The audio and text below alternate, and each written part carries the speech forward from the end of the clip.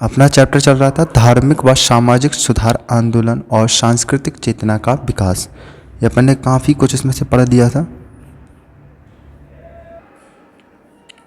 यहाँ से पढ़ना था हमें भारतीय समाज पर इन आंदोलनों का प्रभाव। जो अपना हो गया था भारतीय समाज थी उस पर आंदोलनों का क्या प्रभाव हुआ था, जो अपन ने इसकी बात कर ली थी। इससे नीचे है शिक्षा, साहित्य एवं कला तथा विज्ञान का विकास। जो धार्मिक सुधार आंदोलन हुए उसमें शिक्षा का, साहित्य का, कला और विज्ञान का क्या विकास हुआ, जो अपन ने देखना है। भारत में कंपनी की सरकार द्वारा शिक्षा के क्षेत्र में किए गए प्रयासों का अध्ययन आप पूर्व में कर चुके हैं। जैसे अपन ने पहले कर लिया था, कंपनी मतलब ब्रिटिश सरकार की जो शिक्षा की नीति में भारत में जो प्रयास किए गए थे उनकी अपन ने पहले चर्चा कर ली थी।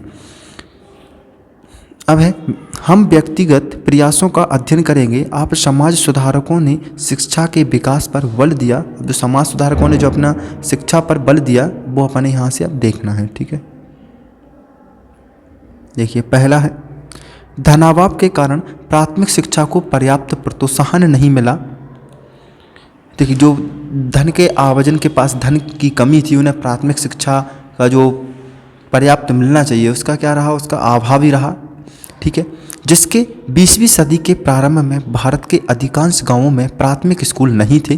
परिणाम स्वरूप देश के अधिकांश बच्चे शिक्षा से वंचित रहे हैं। देखिए अभी 20वीं शताब्दी तक भारत के अधिकांश गांवों में प्राथमिक स्कूल नहीं थे। इसके प्राथमिक स्कूल ना होने की वजह से बहुत सारे जो अधिकांश बच्चे थे शिक्षा से क्या रहे, वंचित रहे।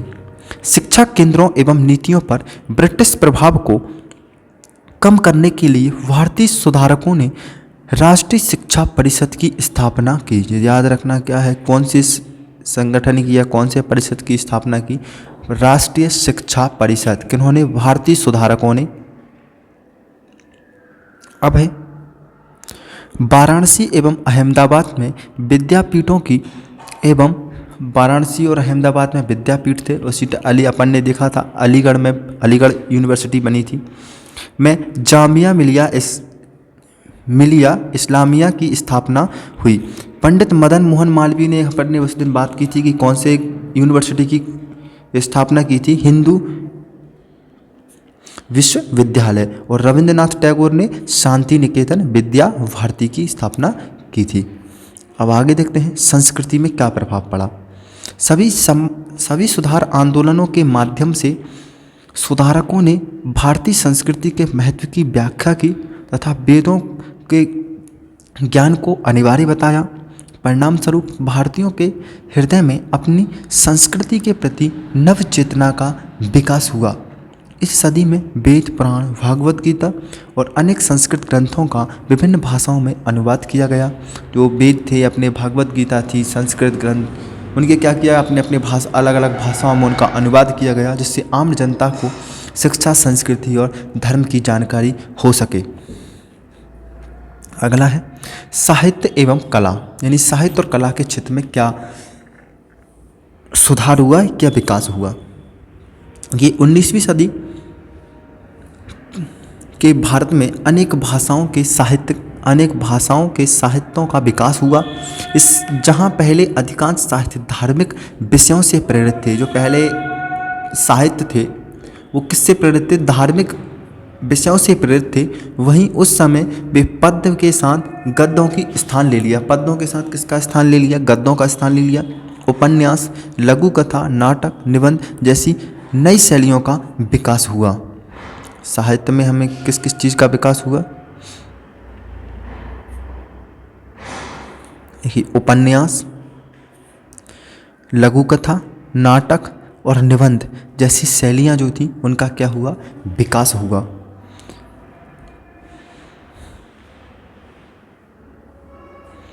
साहित्य की इन शैलियों एवं विकास में मुख्यतः मानववादी विषय ही होते थे। यानी जो शिक्षा, जो भी साहित्य का विकास हो रहा था वो कहते मानववादी ही विषय होते थे, जिनका संभव साधारण लोगों के जीवन संघर्ष एवं उनकी समस्याओं से ही संबंधित होता था। इस समय लिखी गई रचनाओं व साहित्य ने देश प्रेम,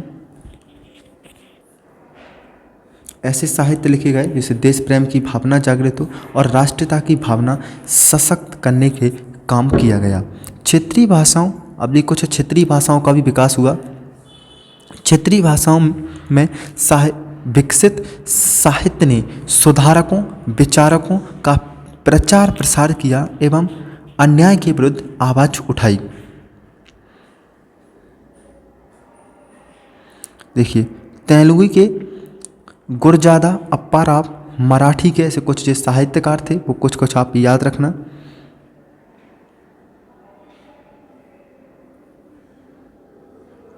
मराठी के हरिनारायण आप्टे, मलयालम के कुरुमारन आसन, ओडिशा के फ़कीर मोहन सेनापति, तमिल के सुब्रह्मण्य भारती, ऐसे कुछ आप जिनको याद रखना जिन्होंने क्षेत्रीय भाषाओं का अपनी बात जनता के समक्ष या मानव के हित में कुछ रचनाएं की थी। इससे साहित्य का क्या हुआ था, उस टाइम विकास हुआ था।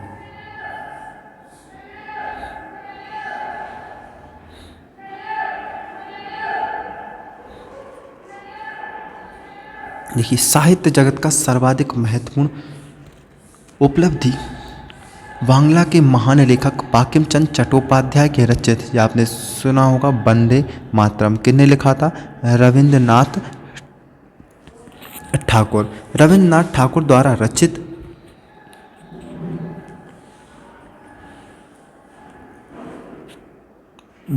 बंकिम चंद्र चट्टोपाध्याय द्वारा रचित वंदे मातरम और रविंद्रनाथ टैगोर द्वारा रचित जनगण मन अधिनायक रहा है।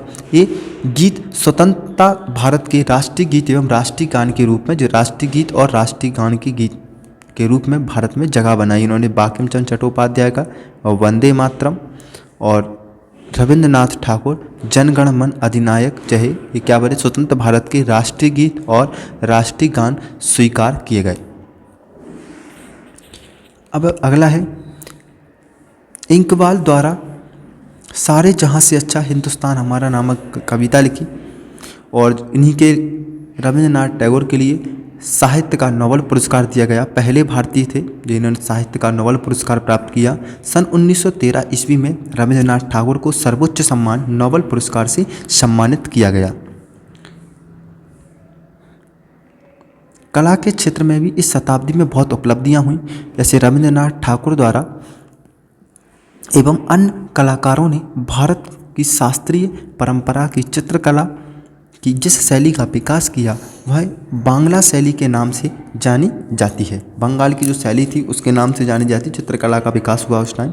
भारतीय महाकाव्यों और आख्यानों के आधार पर राजा कवि वर्मा ने अनेक चित्र बनवाए एवं नंदलाल बसु ने प्राचीन कथाओं के दृश्यों के साथ साथ कारीगरों और शिल्पियों के दैनिक जीवन से संबंधित चित्रों को भी बनवाया।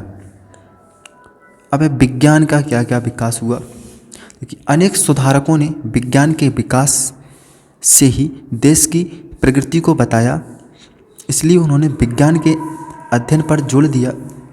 अनेक वैज्ञानिक संस्थाएं स्थापित की।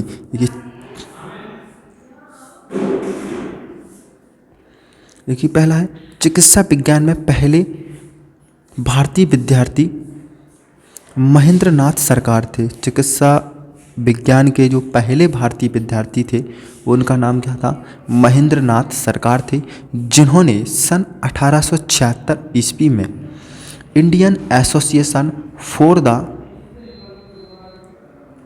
कल्टिवेशन ऑफ साइंस नामक संस्था की स्थापना की। ये संस्था का नाम याद रखना, किसने की थी? महेंद्र नाथ सरकार ने। पहले विद्यार्थी थे किसके? चिकित्सा विज्ञान के। और उन्होंने 1876 में एक संस्था खोली, इसका नाम था Indian association for the cultivation of science नामक संस्था की स्थापना की,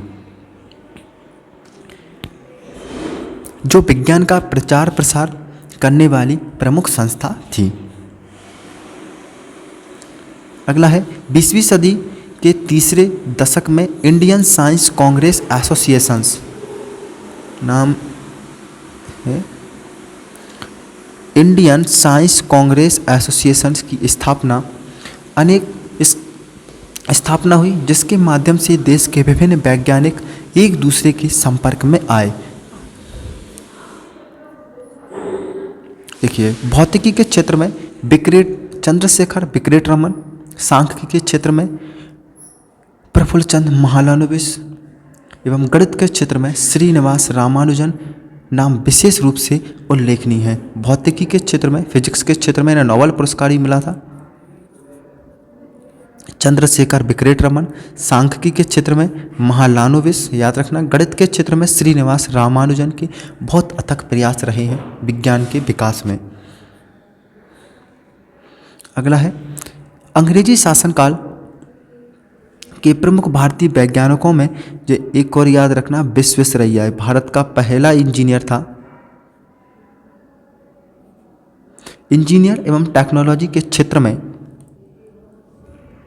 महत्वपूर्ण योगदान दिया, जैसे बांध निर्माण, जल विद्युत का विकास, रेशम उद्योग आदि विकास में इसका सक्रिय योगदान था। अब प्रफुल्ल, इनका जो विश्वेश्वरैया थे, ये भारत के पहले इंजीनियर थे। इनका इंजीनियर टेक्नोलॉजी के क्षेत्र में बहुत बड़ा योगदान आज भी मिसाल कायम करता है। अगला है प्रफुल्ल चंद्र जगदीश चंद्र बसु।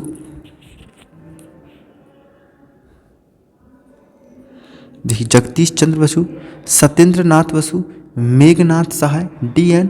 बाड़िया एवं बीरबल साहनी आदि वैज्ञानिकों ने योगदान भी दिया था। ठीक है,